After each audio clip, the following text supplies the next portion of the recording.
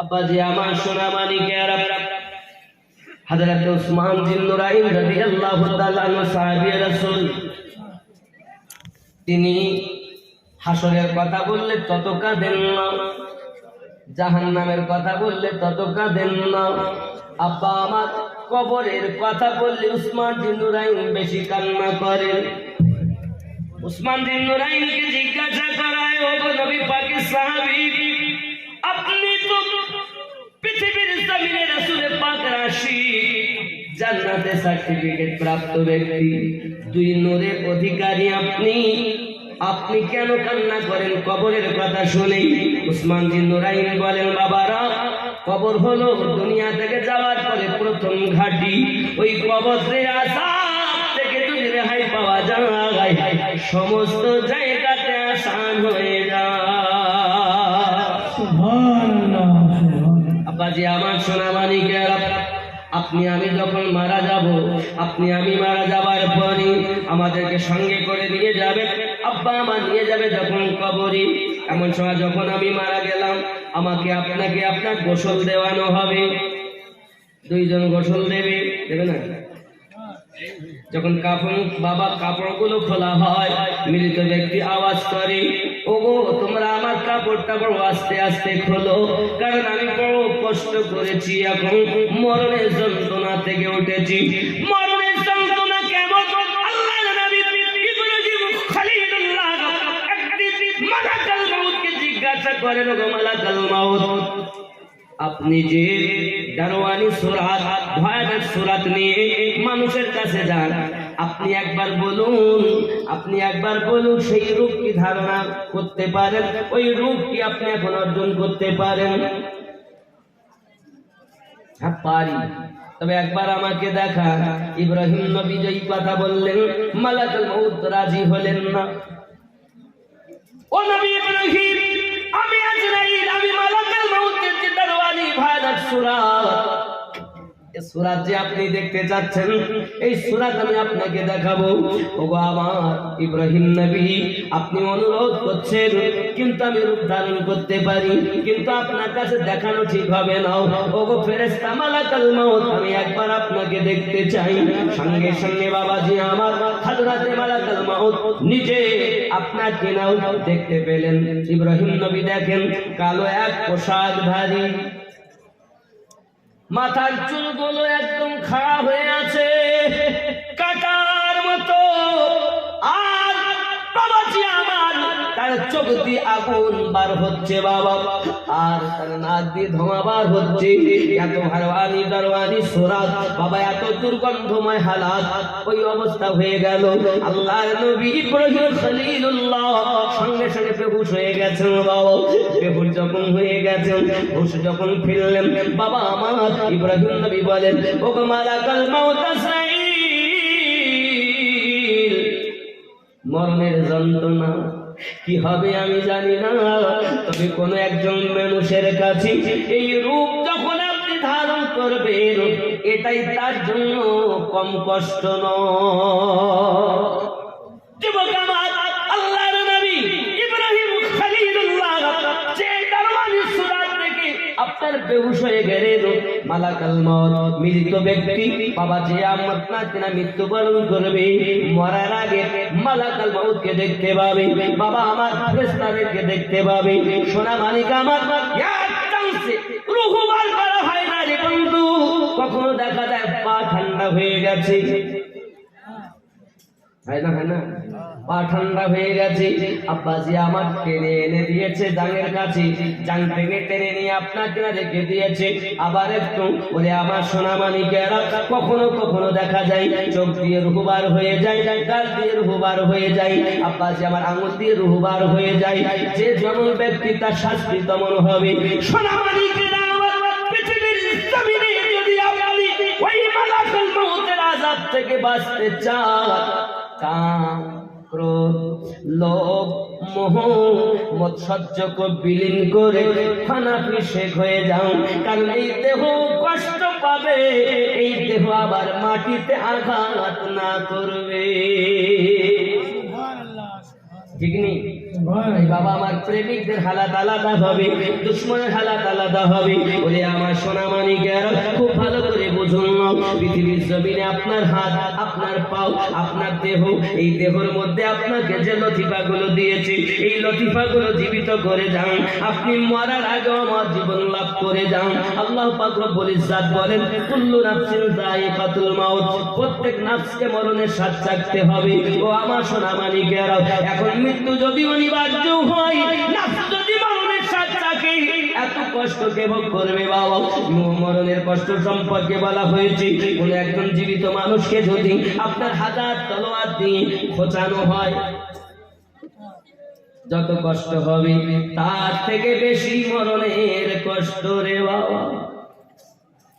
একটা জীবিত মানুষের গায়ের চামড়া যদি জীবত হালাতে ছিলে নেওয়া হয়, যত কষ্ট হয় তার থেকে আপনার শতগুণ বেশি মরণের কষ্ট।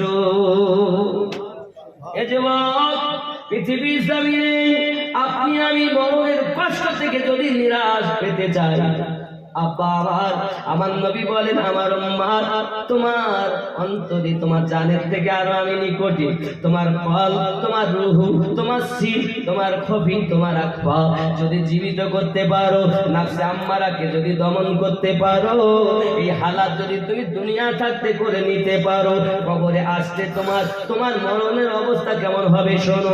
যেমন কোন বাচ্চা মায়ের কোলে কাছে শুয়ে আছে, মাতার মুখে স্তন দিয়ে রেখেছে, বাচ্চা আস্তে দুধ পান করে।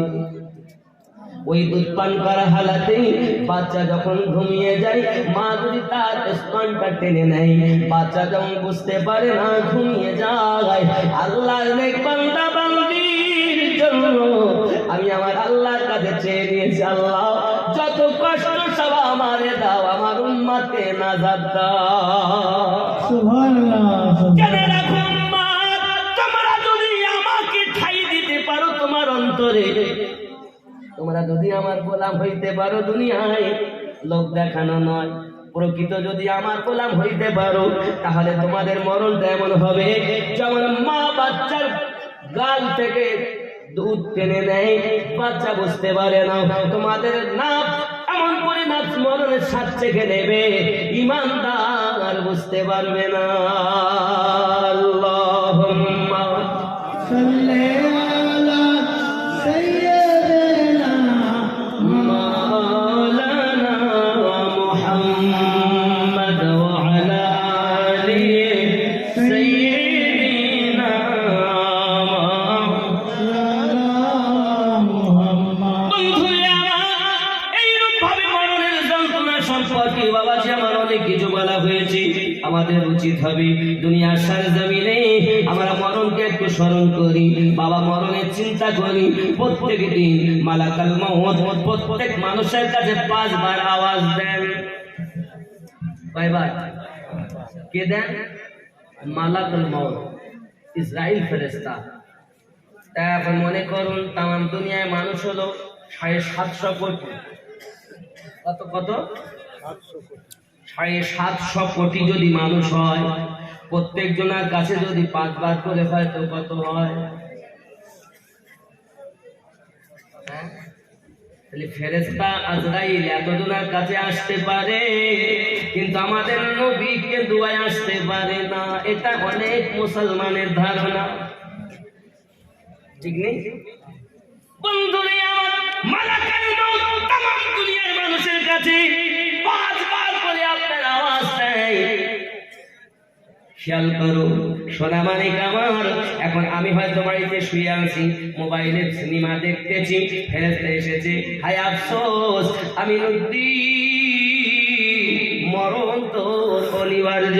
সোনা মানিক আমার, খেয়াল করবেন, এই জন্য একটা মুহূর্ত যেন অপচয় না হয়, আল্লাহর ইবাদতে কাটবে। এই জন্য মুর্শিদ শিক্ষা দেয়, শয়ন স্বপনে সবসময় খেয়াল শেখ করো আর আল্লাহ আল্লাহ করো, তোমার সব সময়টা জিকিরের ভিতরে কাটবে। ফেরেশতা যখন আসবে দাস্তাক দিতে, তখন দেখবে আল্লাহর বান্দা আল্লাহর বান্দি আল্লাহ আল্লাহ করে, আল্লাহ গো তোমার বান্দাকে তোমায় ডাকার হালাতে পেয়েছি। আমাদের হালাত কি? আল্লাহ আল্লাহ করি না, গালি দেই, খালি ঝগড়া করি, মারামারি করি, হিংসা করি, নামাজও পড়ি না, সুদ খাই, মদ পান করি। আমাদের মতো আর কেউ আসেনি। এই গ্রামের এমন বরকত, আমার গাউসে হারি রহমাতুল্লাহ আলাইহির কদমের বরকত বাবা। আল্লাহর ওলি গাউসে হারি হুজুর আমার এসেছেন, এই সোনা মানিকেরা আমার। তাই আমি আপনাদের অনুরোধ করব, মরার আগে একটু মরে যাও। আল্লাহ পাক কোরআন মাজিদে বলেন, ইয়া আইয়ুহাল্লাযীনা আমানুত্তাকুল্লাহা হাক্কা তুকাতিহি ওয়া লা তামুতুন্না ইল্লা ওয়া আনতুম মুসলিমুন। আই বান্দাদের সাথে তোমরা আমি আল্লাহকে ভয় করো আর খবরদার মৃত্যুবরণ করো না যত সময় পুরোপুরি ভাবে ইসলামের ভিতরে না ঢুকবে। আমার হুজুর হাজী রহমাতুল্লাহ আলাইহি বলেন, ওরে মরার আগে মরলো যারা, ঘুম হতে জাগিল তারা রে, এদেরকে বলিও না মরা, এদেরকে বলিও না মরা, ইহা কোরআনের বচন। আর কতদিন সাধের ঘুমে ঘুমাবি রে মন, দিনের পরে দিল কেটে যায়, তুই হইলি না চেতন, ওরে ঘুমাবি রে মন। আসলি যেদিন খালি হাতে, বল সেদিন কে ছিল সাথে। সব ভুলে গেছো? আসলি যেদিন খালি হাতে, বল সেদিন কে ছিল সাথে। এখন তার নালাও সাথে আর নবীজির বচন, ঘুমাবি রে মন। যাদের জন্য সব করো, ভেবে দেখো মন কেউ নয় কারো। ছেলে আমার নয়, মেয়ে আমার নয়, বিবি আমার নয়, জমি জমা আমার নয়, বাড়ি ঘর আমার নয়, আমার কে? আমার হলো নবী মুস্তাফা। ঠিক নি আব্বাজি আমার সোনা মানিকেরা? এই জন্য তো আমরা বলেছি, আমরা মদিনার পাগল, আমরা নবী মোহাব্বতে, আমরা মদিনার পাগল, আমরা নবী ও মোহাব্বতে, আমি মদিনার পাগল, আমি নবী, আমি নবীজির পাগল, আমি মদিনার ও মোহাব্বতে, আমি নবীজির পাগল, আমি মদিনার মদিনার ওই ধুলা বালি মোর নয়নের কাজল, মদিনার পাগল, আমি নবী ও মোহাব্বতে, আমি নবীজির পাগল, আমি মদিনার ওই ধুলা বালি আমার নয়নের কাজল, মদিনার পাগল, আমরা নবী। জোরে সত্যি তো নবী পাগল নাকি? খেয়াল করে, আমার মনে নবী নবী দুই চোখে মদিনার ছবি, আমার মনে নবী নবী দুই চোখে মদিনার ছবি। নবীর প্রেমে দিতে রাজি, নবীর প্রেমে দিতে রাজি, মোর জীবনের সকল মদিনার পাগল, আমরা নবী গোল, আমরা মদিনার পাগল, আমরা নবী। মদিনার ওই ধুলা বালি আমার নয়নের কাজল, মদিনার পাগল, আমরা নবী। যেরকম সুবহানাল্লাহ। শুনিলে মদিনার কথা ভুলতে পারি সকল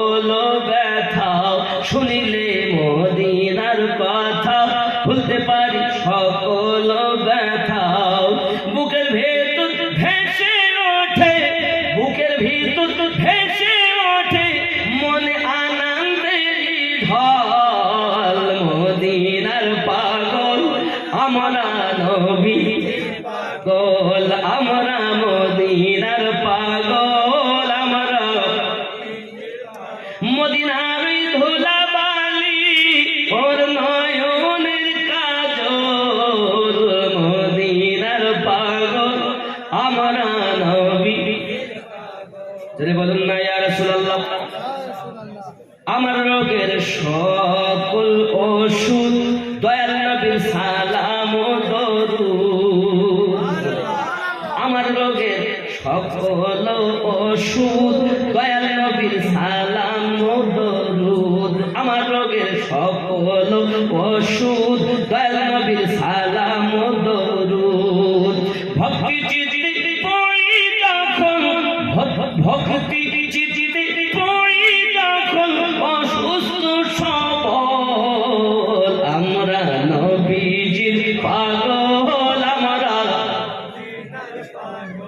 মদিনার ধুলাবালি মোর নয়নের কাজল। মদিনার পাগল আমরা নবী। আব্বাজি আমার সোনা মানিকেরা, এমনি করে আপনাকে আমাকে কবরের ভিতরে রাখা হবে বাবা। গোসল যখন দেবে, গোসল হয়ে যাওয়ার পর কাফনটা পরিয়ে চারজনাতে আপনাকে আমাকে কাঁধে করে দেবে, আর আপনাকে আমাকে কবরে রেখে আসবে। ও সোনা মানিকেরা, আওয়াজ দেওয়া হবে বিসমিল্লাহি ওয়া আলা মিল্লাতি রাসূলিল্লাহি। আল্লাহর নামে নবীর মিল্লাতে তোমাকে রেখে গেলাম। জীবনে নবী তুমি চিনলে নাও, নবী তুমি বুঝলে নাও, আর কবরে তুমি কেমন করে শোবে বন্ধু, নবী পাক তোমাকে গ্রহণ করবে নাও। ও বাবা আমার সোনা মানিক, যদি কবরে নবী চিনতে পারো তবে তোমার আমার জন্য লাভ। যদি কন্যা ইয়া রাসূলুল্লাহ। এজন্য বলা হয় মহব্বতে ইয়া রাসূলুল্লাহ, ইয়া হাবিবাল্লাহ, ইয়া রাসূলুল্লাহ, ইয়া অন্ধকার কবরে যখন দিবে আমারে, রাখিবেন নবীজি দয়ার নজরে। চুমিব আপনার কদম ধরিয়া, ইয়া রাসূলুল্লাহ, ইয়া হাবিবাল্লাহ। বন্ধুরে আমার, কবরের ভিতরে প্রশ্ন হবে ফেরেশতা আপনার কিনা তার নখগুলো বড় লম্বা লম্বা, চেহারাটা বড় ভয়ানক দরওয়ানি সোরা। আব্বাজি আমার সোনা মানিকেরা, মাটি চিচিতে ফাটতে কবরের ভিতরে এসে উপস্থিত হতে যাবে বাবা। আপনাকে আমাকে যখন জিজ্ঞাসা করবে, বাবা আমার বলো তোমার রব কে, বলো তোমার রব কে।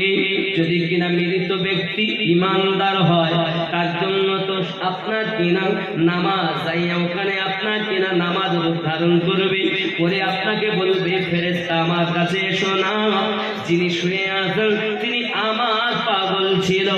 মানুষ যখন দুনিয়ায় ঘুমাইয়া যেত ও তখন নিরালা নির্জনেতে আল্লাহর সঙ্গে সম্পর্ক করত। তুমি ঘুমিয়ে থাকো, কি করবে মোটামুটি খাবার লেগে করছে না, 12টা হয়ে যাচ্ছে। আচ্ছা হবে ইনশাআল্লাহ, রাখো। কথা হলো এখন কবরের ভিতরে আযাব হবে। আমার সোনা মানিকেরা, মুনকার নাকিরের আযাব। জিজ্ঞাসা করে বলো তোমার রব কি। বাবা আমার যদি বেঈমান হয় তাহলে সে বলবে হাহালাদেরি, তোমার নবীকে কেউ চিনতে পারবে না, তোমার ধর্ম কি তাও বলতে পারবে না। সোনা মানিক আমার, এখন আল্লাহ পাকের তরফ থেকে আযাব, আপনার শব্দ হবে আল্লাহ, আওয়াজ আসবে, আয় আমার ফেরেশতা মিথ্যা কথা বলেছি, দুনিয়ার জমিনে আমার কথা তাদের কাছে কি কখনো পৌঁছাই নাই, কোন বলনেওয়ালা কি তাদের বলি নাই? অবশ্যই তাদের কাছে বলেছে, কিন্তু সে মিথ্যা কথা বলেছে। বলেছি, ওর জন্য জাহান্নামের একটা আপনার দরজা খুলে দেওয়া হোক, জাহান্নামে আযাব ভোগ করবে। ও সোনা মানিকেরা আমার, ফেরেশতাদের হাতে আপনার কেনা আগুনের হাতুড়ি পাওয়া যাবে। বলে আমার সোনা মানিকেরা, ওই হাতুড়ি দিয়ে আপনাকে আপনার জিজ্ঞাসা করবে, বলো তোমার রবকে? উত্তর দিতে পারবে না। এক হাতুড়ের বাড়িতে তাকে আঘাত করা হবে, এত আঘাত করা হবে বাবা, এক আঘাতে মাটি 70 গজ তলে ভিতরে ঢুকে যাবে। আল্লাহ ফেরেশতা আবার তাকে সেইখান থেকে আপনাকে টেনে বার করবে, আবার করবে তার হালাত হয়ে যাবে। আবার জিজ্ঞাসা করবে, বলো তোমার রবকে? উত্তর দিতে পারবে না। কি আমার সোনা মানিকের, বলো না কি হালাত হবে?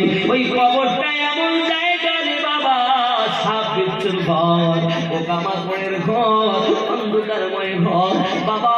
এই ওই কবরে 70,000 আপনার দিনা আজদাহা দেওয়া হবে। ওই সাপগুলো এমন জেহেরিলা, এত বিষাক্ত, দুনিয়ার জমিনে যদি একটা সাপ এসে আপনার একবার দংশন করে, কোন ঘাস আর দুনিয়ায় জন্মাবে না রে বাবা। ওই সাপ আপনাকে আমাকে ডাকতে থাকবে, ওই সাপ আপনাকে আমাকে মারতে থাকবে বাবা আমার। তার বিষের জ্বালা, মরণ চাইলে মরণ হবে না, আবার তাকে আবার সবল মারবে, আবার কামড়াতে থাকবে। সোনা মানিক, এমন বিচ্ছু আছে কবরে, এমন এমন বিচ্ছু আছে কবরের ভিতরে। সোনা মানিকেরা আমার, তুমি দুনিয়ায় জমিনে যদি সুদ খেয়ে থাকো, তোমার পেটটা মোটা হয়ে যাবে। তুমি যে সুদ খাও, তোমার পেটটা মোটা হয়ে যাবে, এত মোটা হয়ে যাবে বাবা, পাহাড়ের সমতুল্য হয়ে যাবে। তোমার ডান সাইডের কান 1 মাইল জায়গা নেবে, বাম সাইডের কান আর 1 মাইল জায়গা নেবে। ওই দুটি কান তোমার পেটের উপরে ঢোল বাজানোর মতো বাজাতে থাকবে, আর ওই পেটের ভিতরে সাপ আর বিচ্ছু যাইয়া আপনার কিনা দংশন করতে থাকবে। ছটফট ছটফট করবে মৃত ব্যক্তি। আয় আল্লাহ, এ কষ্ট আর সহ্য হয় না। আমার আল্লাহ পাক আল্লাহ তাআলা আওয়াজ দেবেন, এত নির্মম শাস্তি হবে রে বন্ধু।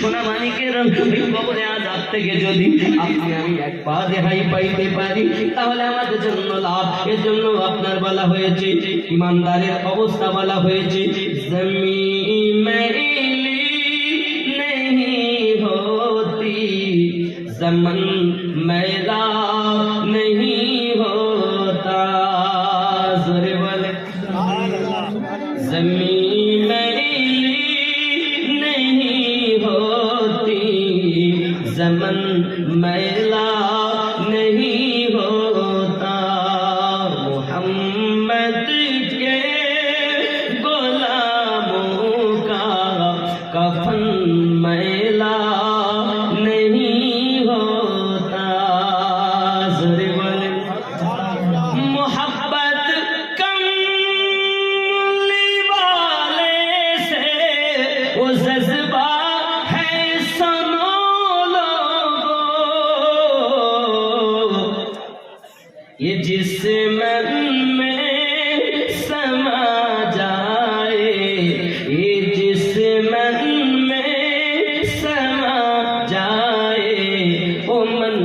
मैला नहीं होता, ज़मीन मैली नहीं होती, ज़मन मैला नहीं होता, ज़ोरे बोलो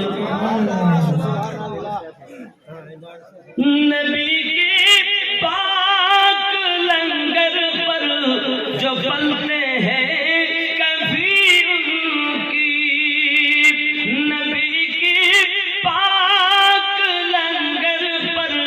जो पलते हैं कभी उनकी ज़ुबान मैली नहीं होती, सुखन मैला नहीं होता, ज़ुबान मैली नहीं होती, सुखन मैला नहीं होता, ज़मीन मैली नहीं होती, ज़मन मैला नहीं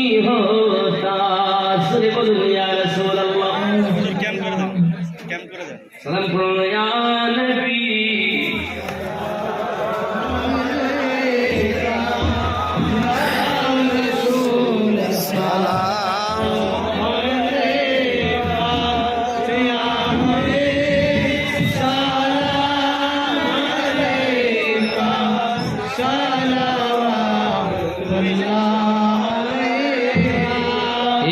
रसूल अल्लाह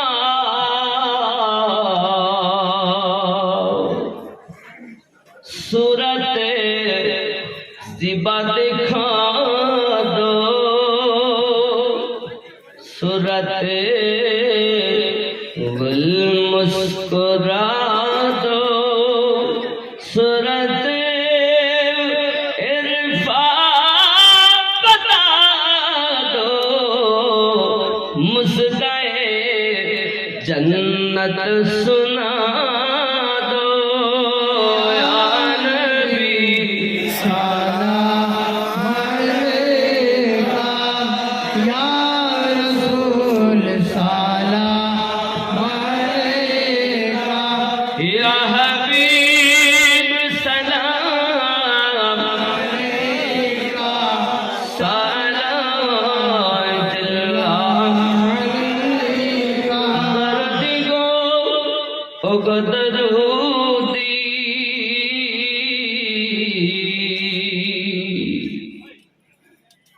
तुम्हारी हैया दीवाना শুইলে জেলা খুলো না তাহারি আমরা মস্তানা পাঠাইলাম সালামের নজরানা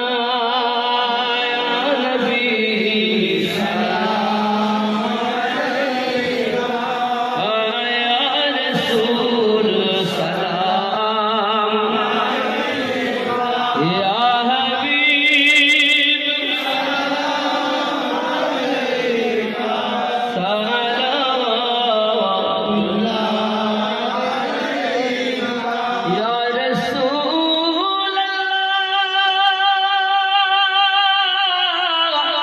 सैयदी या हबीब अल्लाह तुम्हारी बंधु হইয়া আসন তিনি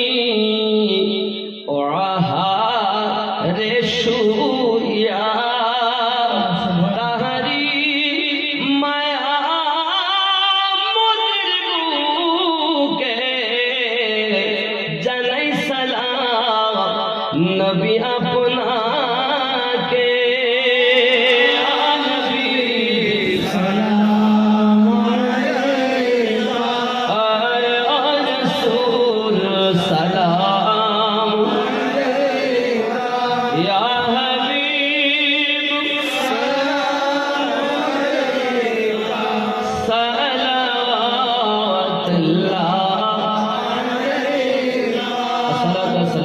सलावतुल्लाह अस्सलातु वस्सलामु अलैका या नबी अल्लाह व अला आलिका सय्यदी या रसूल अल्लाह बलगल उला कशफत मुजाब जवाले हसन जमील सल्लु अलैहि अल्लाहुम्मा सल्ली अला सय्यदना मौलाना وعلى آله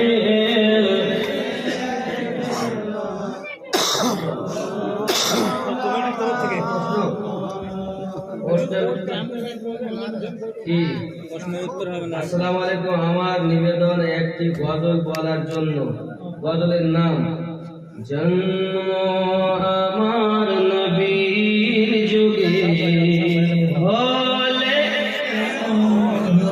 আর জোরে জন্ম আমার নবীর যুগে হলে দুনয়নে রসূলে পাক দেখিলে কেমন হতো জন্ম হলে কেমন হতো